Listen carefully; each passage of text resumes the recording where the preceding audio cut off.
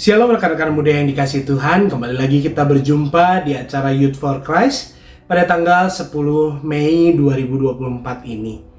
Kita hari ini akan bersama-sama merenungkan firman dengan tema mandatoris Allah yang perenungannya diambil dari Keluaran 24 ayat 15 sampai dengan 18. Tapi sebelum itu mari kita bersatu dalam doa. Tuhan, kami sungguh bersyukur atas setiap anugerah juga berkat Tuhan yang terus kami rasakan dari hari ke hari. Ketika kami dapat merasakan nafas hidup baru, ketika kami juga dapat menjalani aktivitas kami tanpa ada berbagai macam hal yang mengganggu, ketika kami juga dapat menyelesaikan pergumulan-pergumulan kami atas penyertaan Tuhan. Kami sungguh mensyukuri setiap berkat yang Tuhan berikan itu dalam hidup kami. Dan sebentar kami juga mau menyediakan waktu untuk bersama merenungkan firman Tuhan. Biarlah firman itu berbicara dalam hati kami, menuntun kami, sehingga makin hari kami makin bertumbuh menjadi makin serupa Kristus.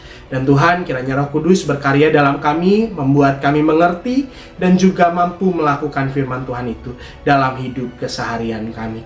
Dalam nama Kristus Yesus kami berdoa dan bersyukur. Amin. Rekan-rekan, bahan perenungan kita utamanya diambil dari Keluaran 24 ayat 16 demikian. Kemuliaan Tuhan diam di atas gunung Sinai, dan awan menutupi gunung itu selama 6 hari. Pada hari ke-7 ia memanggil Musa dari dalam awan itu. Teman-teman, mungkin kita pernah dengar kata mandat gitu ya, atau kita mungkin pernah membaca kata mandat itu. Nah, apa sih sebetulnya mandat?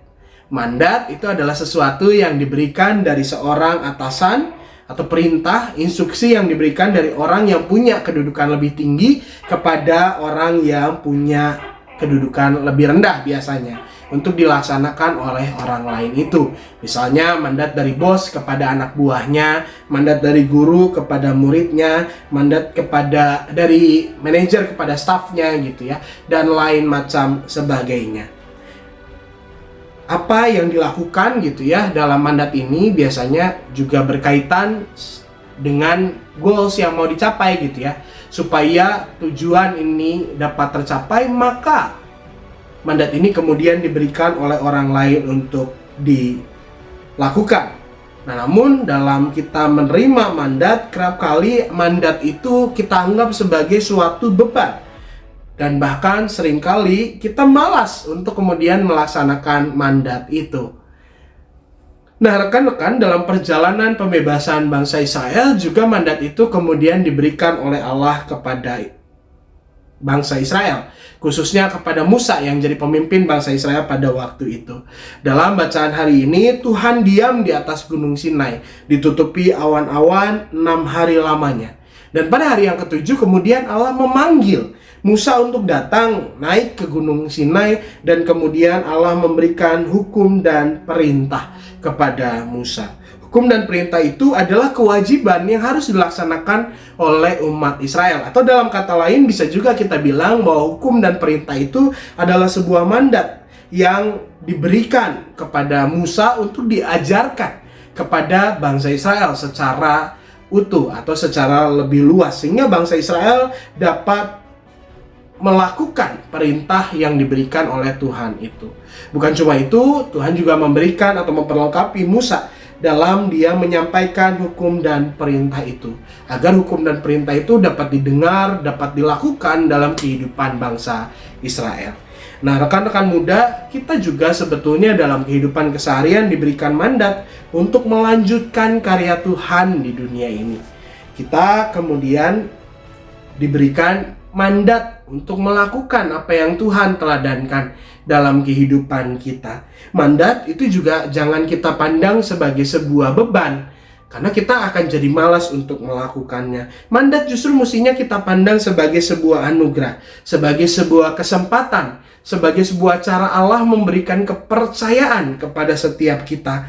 Dan oleh karena itu jangan ragu bagi kita untuk menjalankan mandat dari Allah. Karena ketika kita melakukan mandat dari Tuhan itu, ketika kita melanjutkan pelayanannya di dunia, Ketika kita jadi berkat buat orang lain dan kita menyediakan diri kita, maka Allah lah yang akan terus mempersiapkan kita, memperlengkapi kita, sehingga kita dapat menjalankan mandat itu dengan baik. Pertanyaannya, maukah kita menjalankan mandat dari Allah itu? Mari kita berdoa. Tuhan, kami menyadari bahwa dalam kehidupan kami juga diberikan mandat oleh Tuhan untuk menjadi berkat bagi sesama, untuk menjalani pelayanan jadi rekan sekerja Tuhan. Tapi kadangkala mandat itu kami lihat sebagai sebuah beban yang kemudian membuat kami jadi malas untuk melakukan mandat itu. Oleh karena itu, ajarlah Tuhan untuk melihat mandat dengan cara pola pandang yang lain, bahwa mandat itu adalah anugerah dari Tuhan, bahwa mandat itu adalah bentuk kepercayaan Tuhan kepada setiap kami untuk mengemban tanggung jawab, dan bahwa mandat itu adalah cara kami untuk belajar dan mengolah diri. Kami juga percaya bahwa ketika kami menyediakan diri kami untuk menjalankan mandat itu, maka Tuhanlah yang akan terus memperlengkapi diri kami, sehingga kami makin layak di hadapan Tuhan. Sertailah kami Tuhan, kami mau serahkan kehidupan kami ke dalam tangan penyertaan-Mu, biarlah Engkau yang berkarya dalam hidup kami. Di dalam nama Kristus Yesus kami berdoa dan bersyukur.